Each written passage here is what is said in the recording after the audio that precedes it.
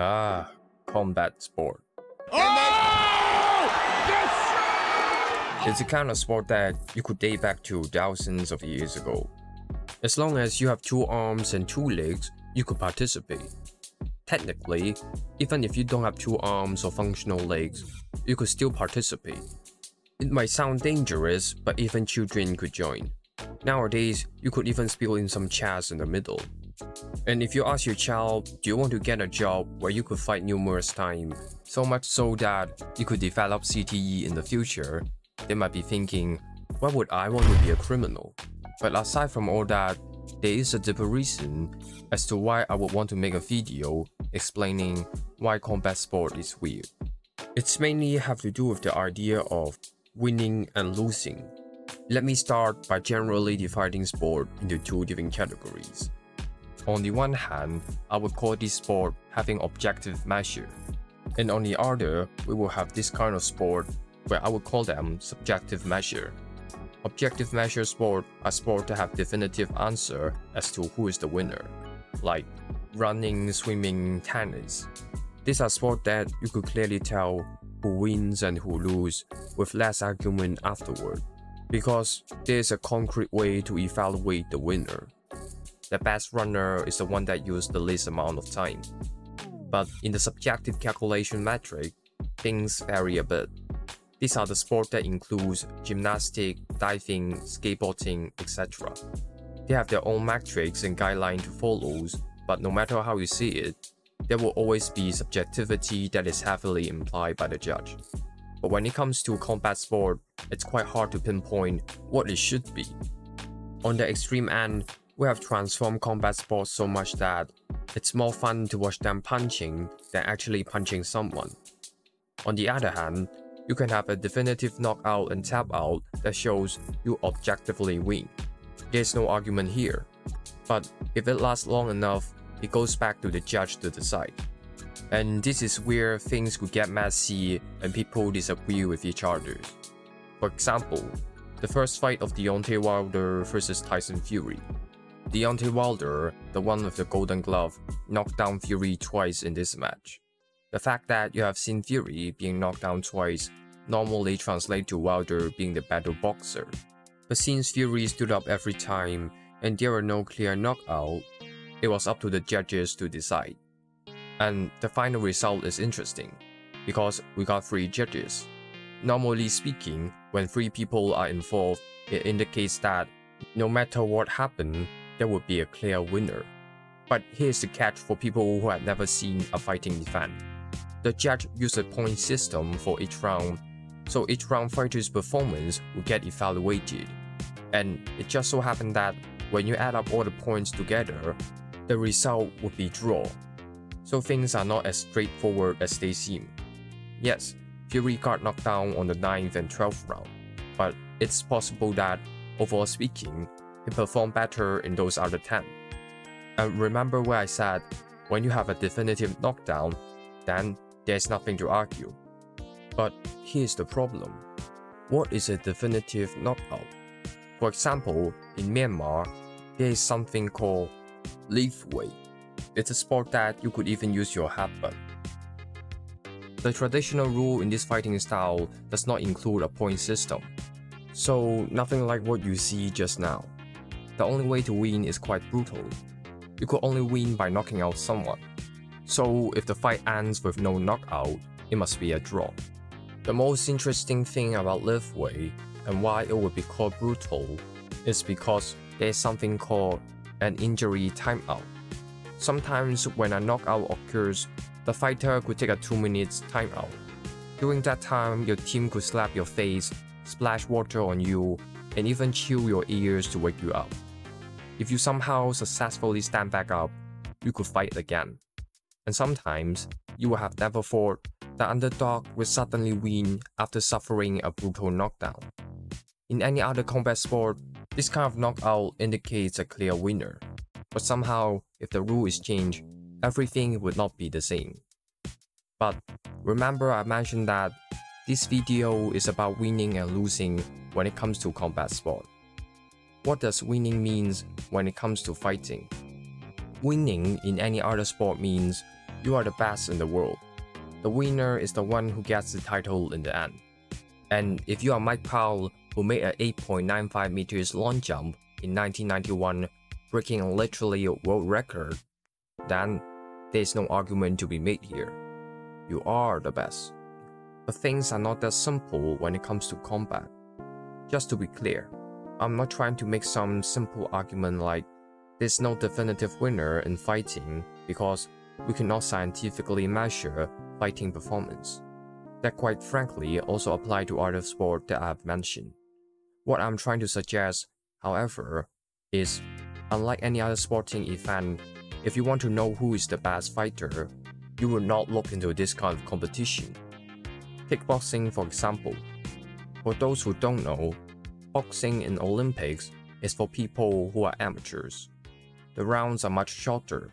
It is much safer for boxers to fight. And a lot of boxers competed in Olympic Games before they went on full professional. In this sense, winning a gold medal in the Olympics is not as important as any other sport. Hence, why combat sport is weird. Usually, Olympic is a sport event for the athlete. They waited 4 years to hopefully win the gold medal and prove they are the best on the podium.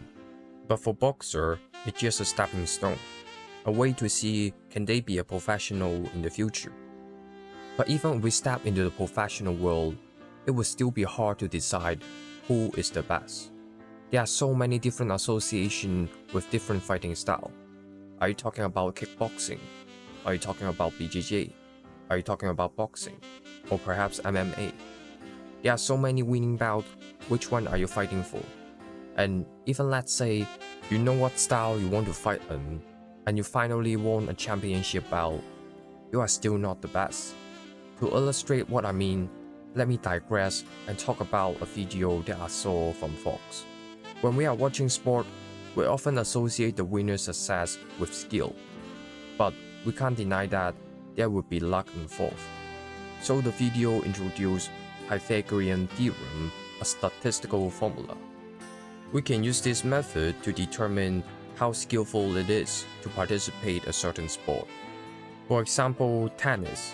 It's a single-player sport, which means luck is most likely not involved in this process. No one is there to help you, much like fighting sport. And if everything is just down to luck and skill, then we just need to know the variance of luck and the observable outcome to decide sport skill. The observable outcomes means the match result, the win-loss record, while luck means the number of matches. The more matches you have, the more likely your result is not based on luck. Just like the more you toss a coin, the more likely it would be closer to 50-50. So it would seem like we could just have to plug in some numbers to figure out which sport has the highest skill set. To understand why this equation is potentially useful, we need to go back. Look at the belt that I've just shown you. Why there are so many belts? Because there are different weight divisions. Some are heavyweight, some are lightweight. So here comes the problem. There is no sufficient record of a lightweight versus a heavyweight, because by definition, they would never fight in the same ring, at least normally speaking. But if there is a bet on who is going to win between a flyweight champion and a heavyweight champion, I'm always going to bet on the heavyweight, no matter how skillful the flyweight is. It's simple science, F equals ma. Don't worry, it's not some complicated physics. F is force, A is acceleration, M is mass. Since we are all human, our biological limitations are basically the same. There is no way to increase your muscle reflex to the speed of a bullet. So, in order to generate more force, we need more mass. So now, why do we call heavyweight heavyweight?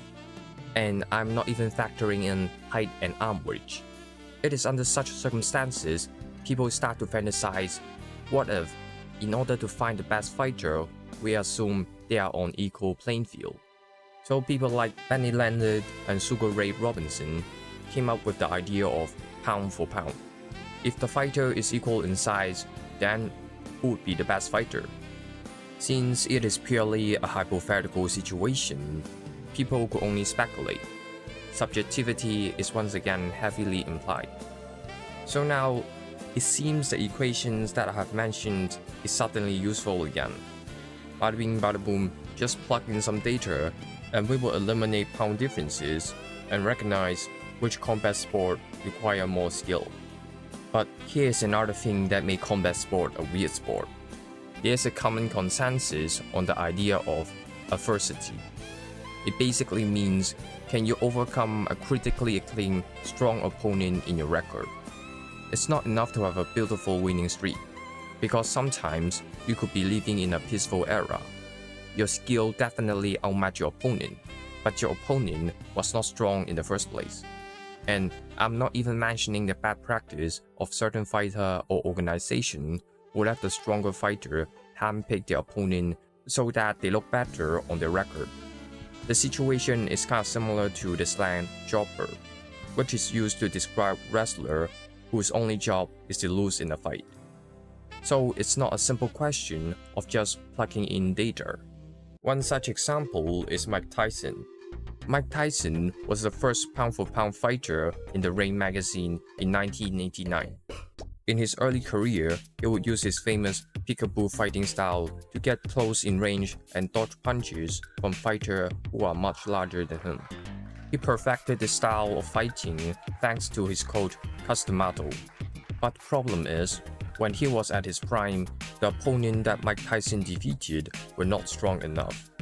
This created an awkward situation where haters of Mike Tyson think he is overrated, not because he didn't show his skill, but because there was no one to truly testify the full effectiveness of Mike Tyson's fight style. It's a story with strong protagonists but weak antagonists. And there's another reason why the equation doesn't work when it comes to combat sport. Fighting is a weird sport, where unlike others, there seems to be this mythical aura to the word undefeated in the UFC, undisputed lightweight champion of the world, Khabib, the Eagle! A winning bout plus a word undefeated works like cherry on top.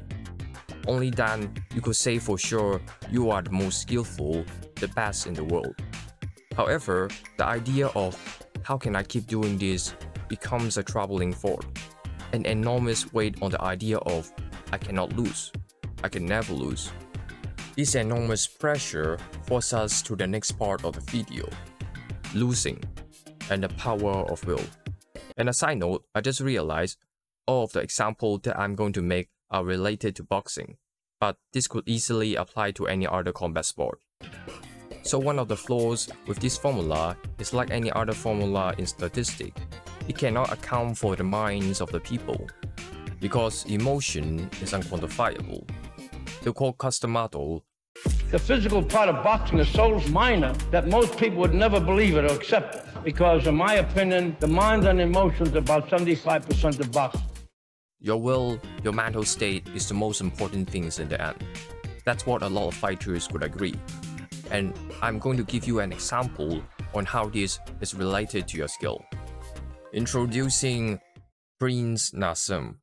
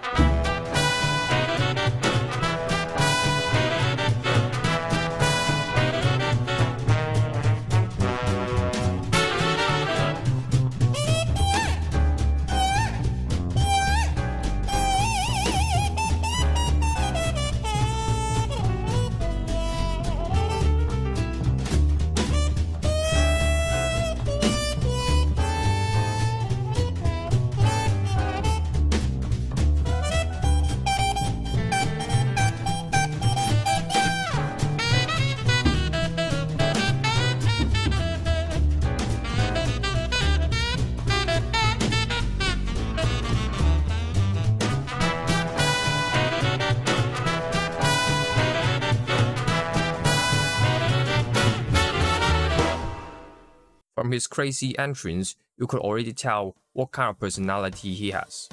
It's flamboyant, it's loud, and it translates very much to his fighting style.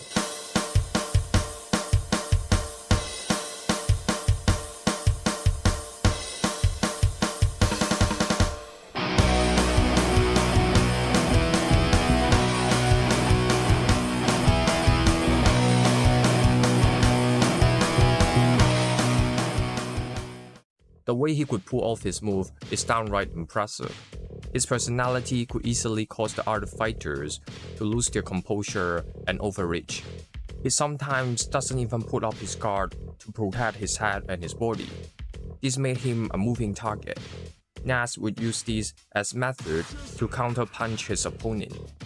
And being a young fighter who started training when he was 7 and entered the professional ring at the age of 18, his fighting style doesn't just fit his personality, but also his young physique with strong reflex plays a big role. If you look at his record, you can sense that there's a chance for him to leave a bigger mark on boxing history. But at the age of 28, he decided that he would leave the ring forever. He even won his last fight during his career. So what happened? A lot of critics would trace his retirement from the ring to his second last fight. The year is 2001. On the 7th of April, Naseem would fight Marco Antonio Barrera, a fighter that fan was not expecting, because they were expecting the fight between Prince Naseem and Floyd Mayweather. Nas had a 3-1 betting favorite in Las Vegas for this fight. Even at the very start, Barrera was seen as the underdog. So the match began. They were exchanging blows. But something stood out about Barrera compared to other fighters. No matter what happened, Barrera would not take the bait and overreach. He stood tightly with his guard up instead of committing the big mistake of stepping out too much. He was even willing to walk back and wait for the perfect moment to strike. Stalking and trying to land that left cross. For Nas, the match dragged on and on. All the tricks that Nas employed didn't work. The 88.6% knockout rate from Nas was nowhere to be seen. The counter-puncher was getting counter-punched. Time was ticking and ticking, and the smile on Nas faded away. With no clear knockout, it was up to the judges to decide who won. And by unanimous decision, Barrera won the belt. And that day marked the first defeat of Nas' 35-win streak. Barrera had landed 228 punches with a 43% accuracy, while Nas only landed 141 with 36% accuracy. Later on, when years had passed, Nas would say that prior to the fight, he was dealing with a hand injury. And to be frank, the fight did get delayed for an hour because Nas was not satisfied with the hand wrap. But in my humble opinion, Barrera simply outboxed him. That was something that even Nas agreed during the post-fight interview. The fact is, I got in, the guy boxed probably better than me tonight, and that's it. He would only fight one more fighter in his professional career, a relatively unknown fighter, then retire from his boxing life. So here goes an interesting story of a fighter who fought with a peculiar style. He was physically the same when the 7th of April had ended, but somehow he could not perform his skill anymore, because his skill relied on his will. The flamboyant style is backed by his personality, but mentally speaking, something died with him after his first defeat. With that being said, let's look at another example, George Foreman.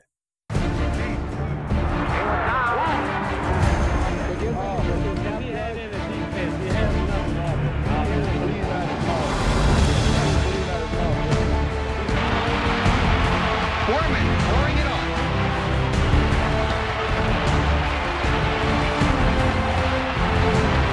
Two jolting lefts and Ted Gooley goes down.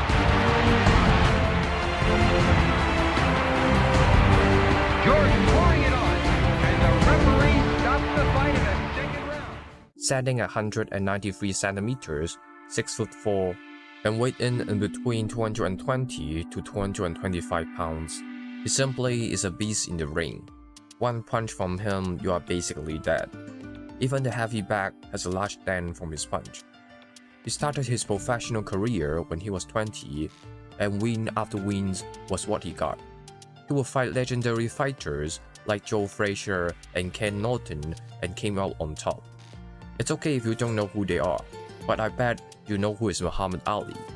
Because Joe Frazier and Ken Norton also fought with Ali. Joe Frazier punched Ali so hard that Ali later recalled it was about as hard as a man could get hit.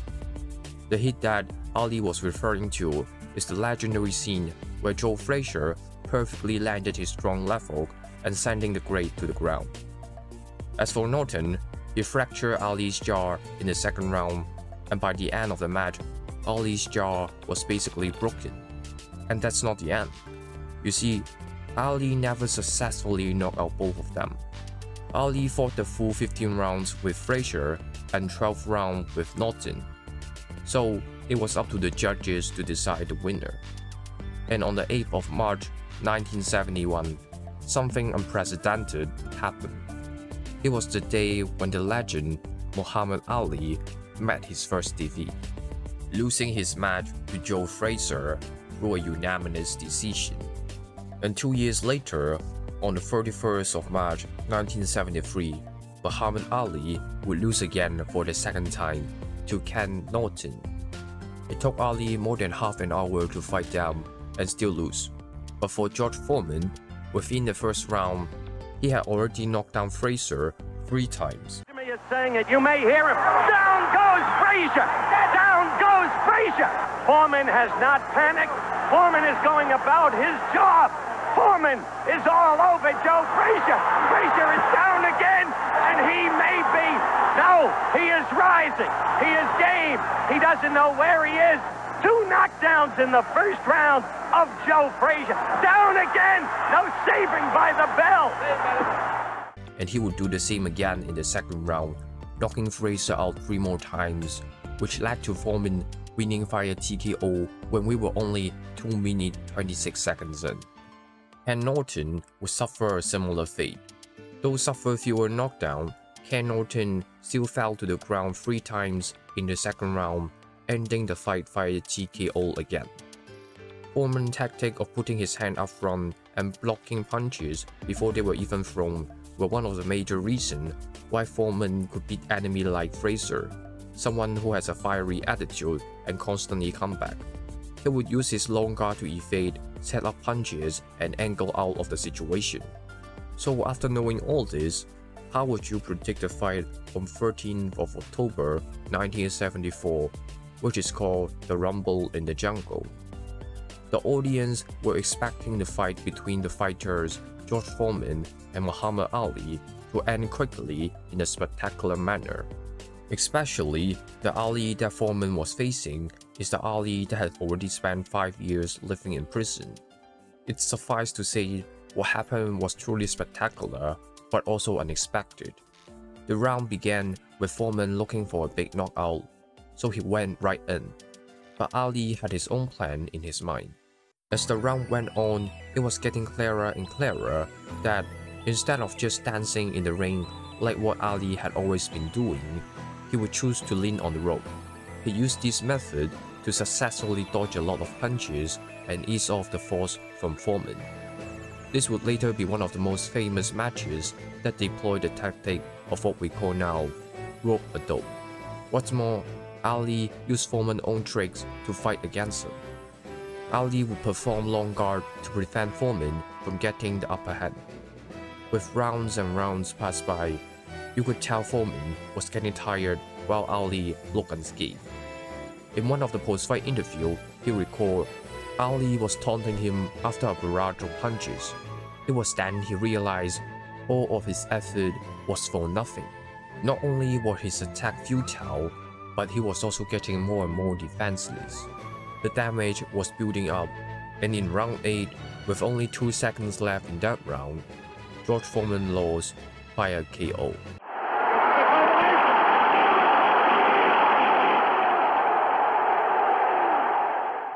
Right after this fight, he would claim that the trainer of Ali purposely loosened the rope for him to dodge. His water had been drugged and tastes like medicine. and the referee counted too quickly for him to react.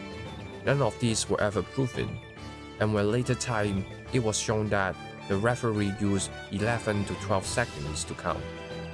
It was understandable why Foreman would like to deny the reality of him losing. A promised rising star with 40 wins and no losses, someone who knocked down everyone in the past 4.5 years, gaining a 92.5% KO rate.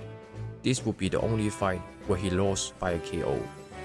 Many would not have guessed he would be the one kissing the canvas that night, especially when he had beaten the enemies of his enemy. The fact that he was even beaten down by someone who used his own tactic against him, this was just adding salt to injuries. Foreman would later recall during that period he would experience nightmare where he was on the canvas and couldn't get up, and there were times he wished he had died in that fight. He would rather die than to lose again. Ali became these things that he needed to overcome, something that he needed to devour, a villain for him to hate. He was paranoid and acted with strange decisions. The most notable one would be in 1975, where he decided he would fight 5 boxers in one night and had Ali as the commentator. He thought that this would be the day he proved he still had something within him. But what happened was just him acting out strangely and hurting others even when the matches were over. He would bully his own team, get laughed at by his opponent, and receive taunting remarks from someone he wanted to fight but who was ultimately outside of the ring. By the end of the match, Ali was even gone to prepare his own fight, and Foreman was just left there with a broken purpose. He would even fight Joe Frazier again in 1976 to prove he still got it. He deserved a rematch from Ali. Foreman actually won in the 5th round, but this was not enough. The time finally came where he would have a chance to fight Ali again if he could fight another rising boxer, Jimmy Young, first. But yet again, the unwanted thing happened. Foreman lost via unanimous decision, marking his 2nd loss in his career. He later recalled he had a religious experience after that fight had ended. He sensed that he was hopeless. He said it was the most depressing, scary thing. But then, from the brink of death, he believed he was rescued. And from that day onward, he stopped boxing. He was later ordained as a minister, and he focused his time on his community, managing his youth center. This usually would be where the story ends. But something happened. Someone he trusted stole a large portion of his wealth, and he no longer could support his own community project. So he did the unexpected. He is a former heavyweight champion of the world, George Foreman.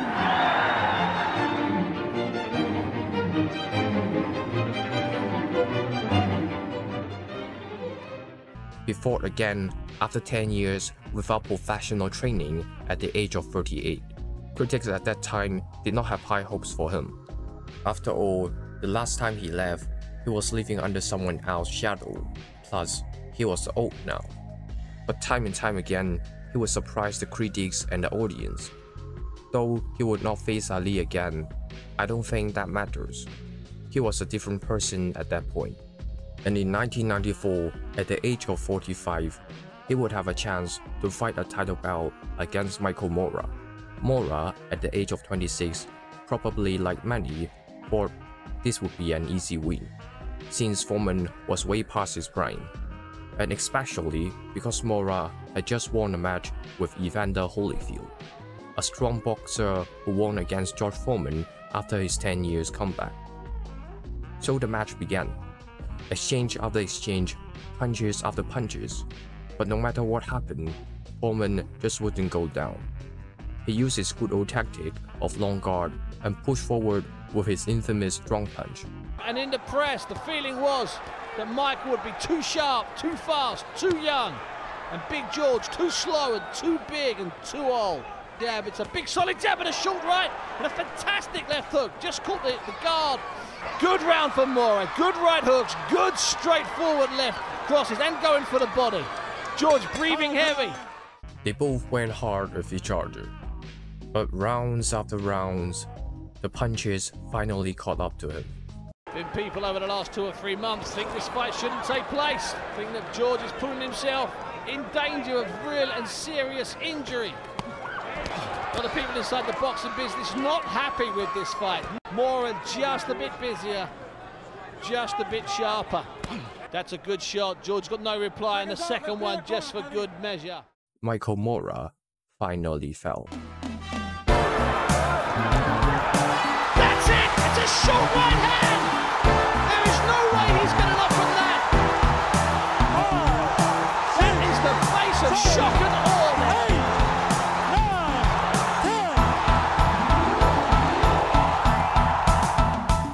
And just like that, at the age of 45, he somehow gained a heavyweight title. He won just like the way Ali did, an underdog before the match. He won the enemy of his enemy, just like Ali. He won by wearing the same trunks from 20 years ago, the day he fought Ali. Isn't this crazy? One of the most physically demanding sport, combat sport, somehow could create a champion at the age of 45. This would never happen in any other sport unless you play things like golf and billiards. Now do you understand what Casamato was saying?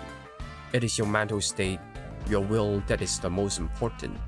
Speaking of Casamato, let's talk about Mike Tyson as our final story. Technically, Tyson is not our focus, because what I want to talk about was what happened on the 11th of February 1990s. It was a fight that no one was anticipating, because they were anticipating what after this fight. Remember Evander Holyfield? The fight on the 11th of February was the fight before Iron Mike and Holyfield finally met each other. Both at that time were undefeated, so this fight was just an easy win for Mike to build up his winning streak to make it even more impressive.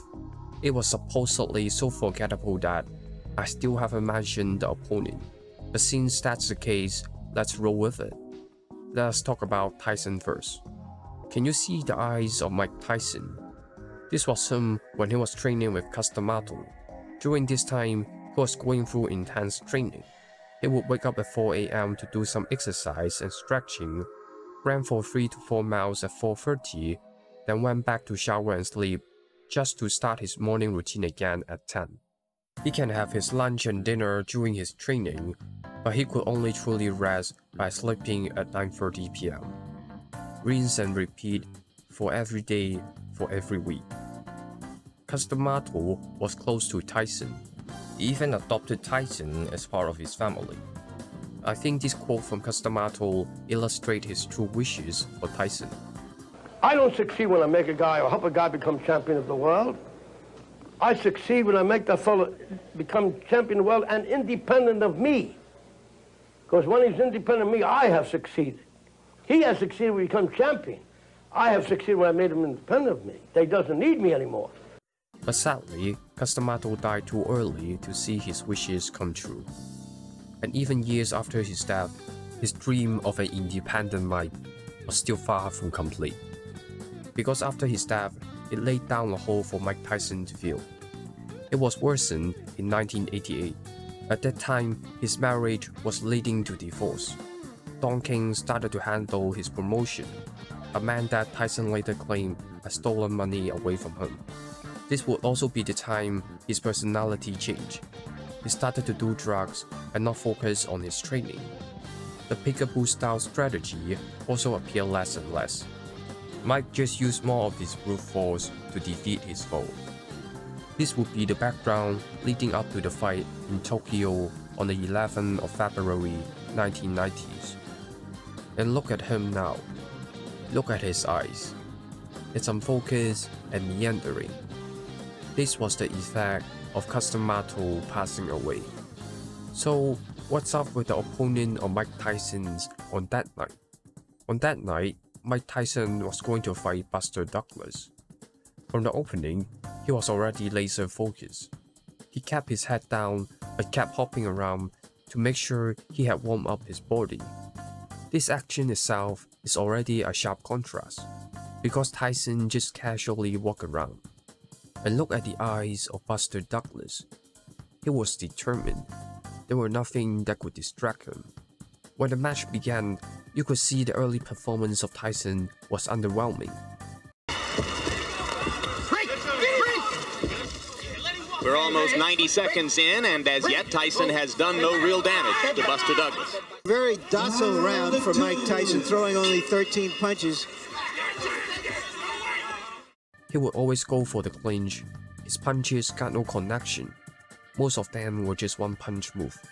On the other hand, Buster Douglas was crisper. His punches were more precise and fused with combination.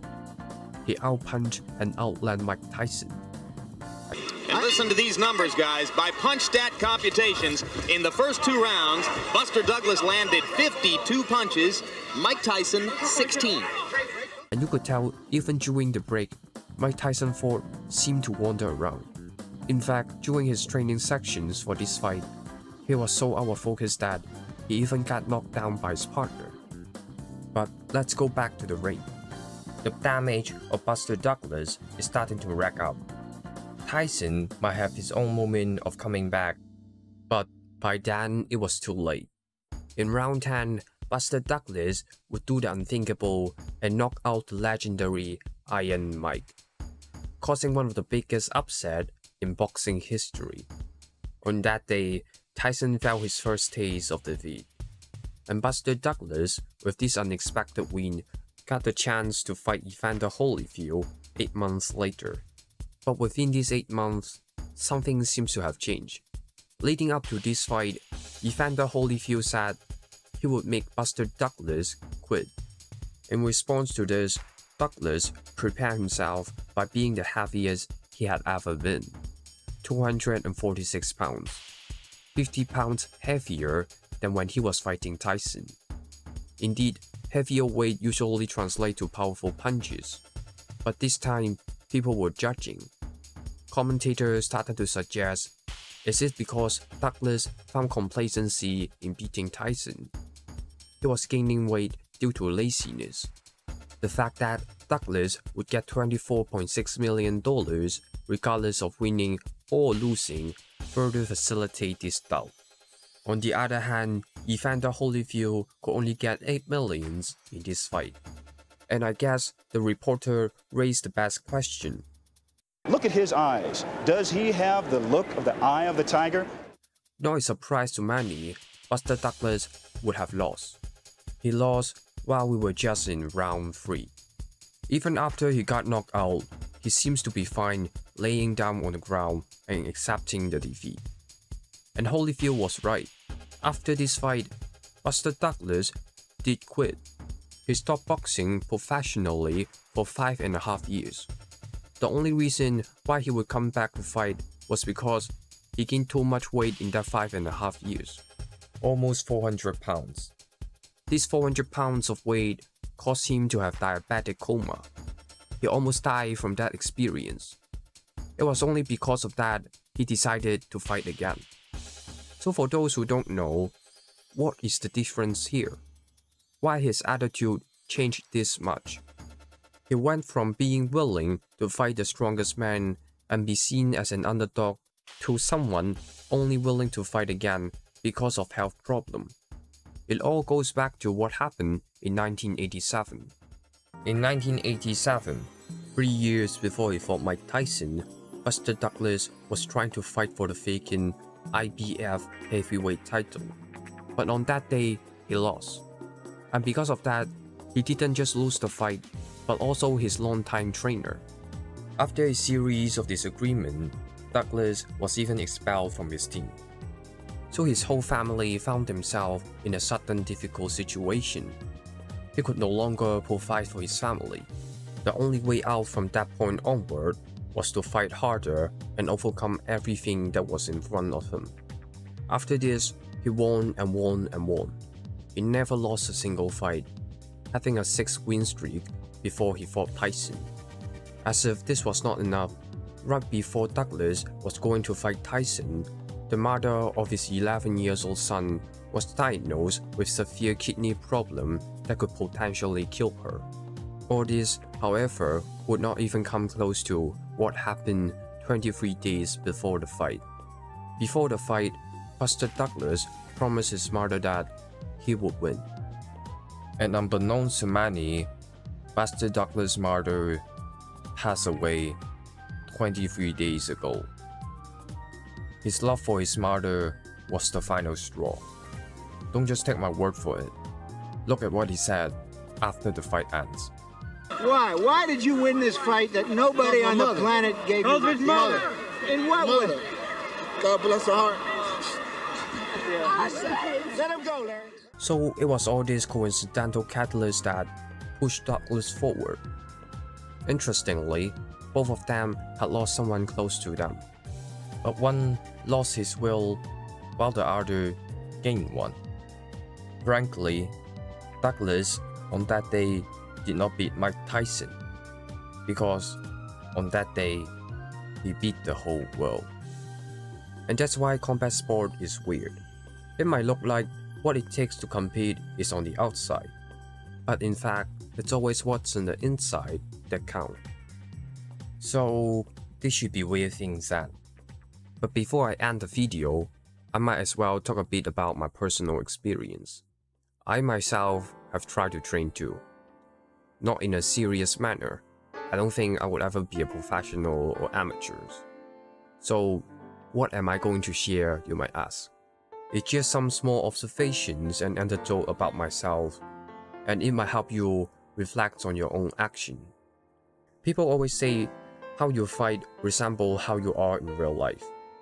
And in the very beginning, when I was sparring, I have an inclination to always wait. I always back off when others were attacking. I always wait for the perfect opportunity to counter punch and kick. But then I caught myself doing that. This forced me to ask myself, why? There was also another thing that I remember from my training. I stopped. I stopped after learning it for a while. Technically, there were a lot more reasons as to why I stopped. Because I think the coach in my first gym is kind of toxic, and at that time I was going to go on exchange. But deep down I know there is a fundamental reason. I would judge myself even when it was just casual training. I judged myself when I didn't hold my guard tightly. I judged myself when I could do a good kick but not a great kick. If you ask me why I am so harsh on myself when it was just casual training, I could tell you. Because in my mind, if I could not even do it when it was casual, how can I do it when it is serious? It becomes this idiotic paradox, which is similar to job seeking. You need to have a job to have experience, but you need to have experience to get a job. It's the realizations that said, oh wait, I would lose if I actually fight. You are not the best in the world like how you imagined when you were a little kid. It makes you question yourself, how strong am I exactly? Am I actually fragile? And it's kind of funny to judge myself this way. Because, to digress a bit again, in boxing, they always say the knockout punch is the one that you don't see coming. You get knocked out when you lose your focus and relax. And yet, I had this similar experience with different outcome. I was holding the pad for others to practice, and not sure if it was my mistake or his. He accidentally used his full force to kick on my chin. I'm not sure have you ever seen someone kick the bag, but it looks and sounds strong. A perfect kick has this scary big bang. It sounds like something that wasn't designed for humans to endure. And yet, in that moment, when I got kicked, I just felt a bit of pain in my head and on my chin. That's it. Nothing else. I was amazed by how strong our human body is. We are way tougher than we thought we are. But even with that kick in mind, I still couldn't let go of myself when I was sparring. And there's this one guy who I always got paired up to spar with. When I trigger him to attack, he will fight in a similar pattern. It's a simple 1-2 hook, 1-2 hook. I have seen him do this for a dozen times. But instead of charging up front to dodge his 1-2 hook, I did what I always do. Back off and wait for a chance to counterpunch. Because in my mind, I got scared. What if, even if I know his punching pattern, I still got punched? Wouldn't that be a bit silly? So I chose the safer option, back off and wait for him to finish. At least in this way, I could maintain the image that I am a better fighter than I thought, because at least I have seen through his fighting pattern. At least bottom line speaking, it would look more like a draw than a loss. It is with this kind of attitude that I didn't even go to the last training section, because I scared I would see that sparring partner again. I scared I would doubt myself again. But one of the reasons why I make this video is because I want to show how absurd and weird it is to think about a single match. Combat sport is a kind of sport that you cannot just look at the seasonal performance. You always have to look at the fighter's whole career to understand the bigger picture. It's a kind of sport that it's hard to define what is a win and what is a loss. Because for someone, they lost not on the day they got defeated, but on the years that they could come back but chose not to. Hence, the winner are not those who had never lost. A winner that has never lost has never learned. Those who win still need to train. So it all comes down to, do you still want to fight? If you have the will, you have the skill. I still have the will, which is why months ago I started training again. Sadly speaking, I would have to stop again a few months later because of other personal reasons. But this time, I made this video to tell myself, no matter what happened, I would come back to train. Just ignore all this doubt, stop thinking about winning or losing. Because the day you lost the will is the day you truly lost your skill. Since this video is about combat sport, I thought it would be nice to add some links for charity that is related to CTE. I've also added some links for Parkinson's disease since Muhammad Ali was mentioned. That's it. Please like and subscribe and hit the notification bell. Bye.